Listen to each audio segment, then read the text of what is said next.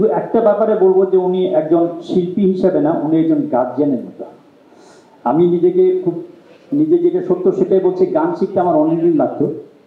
একটা গানের কথা না বললেই না, সেটা হলো আগুন ছায়া ছবিতে আজাদ রহমান সাহেব সুর করা, আহমদুজ্জামান চৌধুরী সাহেবের লেখা। আজাদ রহমান সাহেব আমাকে বললো যে তোমরা দুইজন, তুমি গাবে, রুনা ম্যাডাম গাবে, আর একজন ফিমেল আর্টিস্ট গাবে। তো আমি ওই ফিমেল আর্টিস্টের সাথে খুব ইন্টারেস্টেড ছিলাম। কে ফিমেল আর্টিস্ট? আজাদ রহমান সাহেব নাম বলে না। এখানে বোধহয় আমি যদি ভুল না করি আলমগীর ভাই ছিলেন, নায়িকা শাবানা ম্যাডাম ছিলেন, আর বাচ্চা একটা ছেলে ছিল। ওইটার ভয়ে দিবেন একজন ফিমেল আর্টিস্ট। আজাদ রহমান সাহেব বলছে হ্যাঁ একজন ফিমেল। আমি তো সবার সঙ্গে গান গাওয়ার সুযোগ হয়েছে, কিন্তু সেই ফিমেল আর্টিস্ট আর আসে না। পরে দেখা গেল কি উনি ওই গানটি গাইলেন, মুন্না আমার লক্ষ্মী সোনা আমার নয় মন্দির, গানটা মনে আছে কিনা জানেন, আগুন ছায়া ছবিতে। উনি নায়িকার ভয়েসও গাইলেন, সে মেয়ের ভয়েসও গাইলেন। এইটা হলো রুনা লালার কৃতিত্ব। রুনা লালা আমার জীবনে কিভাবে স্মরণীয় হয়ে আছেন তা বলতে,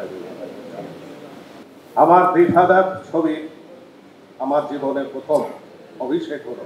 সেই সিনেমার প্রথম গানটি গেয়েছিলেন রুনা লায়লা এবং মাহমুদুল নবী। ওই মধু চাঁদ আর এই যোজনা, যা আমার জীবনে চিরকাল স্মরণীয় হয়ে থাকবে। আমার জীবনে কিভাবে স্মরণীয় হয়ে আছেন উনি জানেন না। প্রয়াত বিখ্যাত কিংবদন্তি কবি শামসুর রহমানকে দিয়ে আমি দুটো গান লিখিয়েছিলাম, দুটো গানই গেয়েছিলেন রুনা লায়লা। আপনি বেঁচে থাকবেন অনেক দিন। রুনা আপার অনেক অসংখ্য গানের সাথে কিন্তু আমাদের পারফরমেন্স করতে হয়েছে ছেলে হিসাবে। তো সবসময় ওনাকে আমার মুরব্বী হিসাবে সালাম করি, কিন্তু আজকে যে মঞ্চটা আছে এই মঞ্চটাকে আমি সালাম করি। আমার পরিবারের পক্ষ থেকে বিশেষ করে মৌসুমীর অসংখ্য ছবির সৃষ্টি কিন্তু ওনার হাত দিয়ে হয়েছে।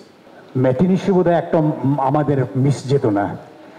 যখনই দেখতাম যে কোনো একটা ওই অঞ্চল দিয়ে যখন আমার পার হতাম, তখন দেখতাম যেটা উর্দু ছবি, ওই গানটা ওই যে আপ দিলকে আঞ্জুমান মে, একটা গান আছে না আপনার, আঞ্জুমান মে, এই গানটা বোধহয় আমি 17 বার দেখেছি এই ছবিটা। আমি শুধু একটা ওই ল্যান্ডিংটা, ওই যে ল্যান্ডিংটা যে করে, এইটা রক্ত এখন আমি করতে পারিনি।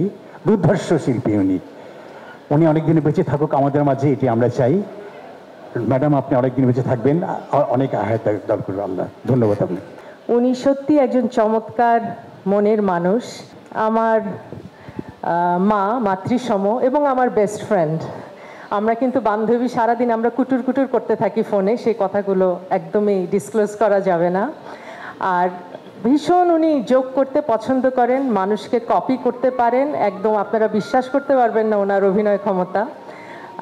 সেগুলো খুব ক্লোজ মানুষদের জন্য অনেকেই দেখেছে। তো এবং আমার সৌভাগ্য হয়েছে এই কিংবদন্তি গানের শিল্পীর সুর করা দুটো গান গাইবার, এবং তার মধ্যে একটি গানে আমি জাতীয় চলচ্চিত্র পুরস্কার পেয়েছি। আন্টিও পেয়েছেন শ্রেষ্ঠ সুরকারের জন্য জাতীয় চলচ্চিত্র পুরস্কার। এটা আমার মনে হয় ভীষণ বিরল একটা ঘটনা, যে এত বড় একজন মহিরুহ গানের শিল্পী তিনি গান সুর করে জাতীয় চলচ্চিত্র পুরস্কার পেয়েছেন, এবং এটা ভীষণ ভীষণ একটা সৌভাগ্যের বিষয়। আন্টি আপনি অনেক দিন বেঁচে থাকেন এরকম gorgeous Diva, glamorous beauty queen হয়ে, এরকম সুরের রানী হয়ে, এবং আমরা আপনার পিছে পিছে সব হ্যামিলনের বাঁশিওয়ালার মতো আপনি বাঁশি বাজাবেন, আমরা সব শিল্পীরা পিছে পিছে আপনাকে ফলো করতে থাকবো।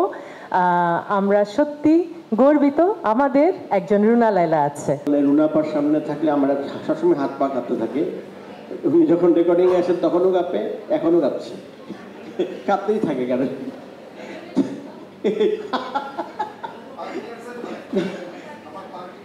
পার্কিনসন হয় আমার।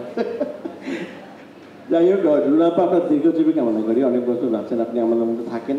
এবং একটাই কথা বলবো, বাংলাদেশ মানে রুনা লায়লা, রুনা আপা আমাদের বাংলাদেশের পতাকা। ধন্যবাদ।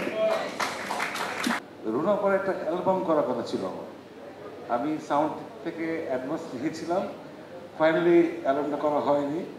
রুনা আপা আমাকে প্রায় জিজ্ঞেস করতেন রিপন কী করলো অ্যালবামটা, আসলে ফাইনালি করতে পারিনি। আর উনি একদিন আমার কিবোর্ডে ডাস্ট পড়েছিল, মানে যেহেতু একটা ডার্ক রুমে থাকি আমরা, কিবোর্ডে ডাস্ট পড়ে থাকে, উনি কিন্তু ঠিকই দেখেছেন এবং বলেছেন রিপন তোমার কিবোর্ডে ডাস্ট। তো উনি সঙ্গীতকে এমনভাবে ধারণ করেন যেটা আমরা পারিনি।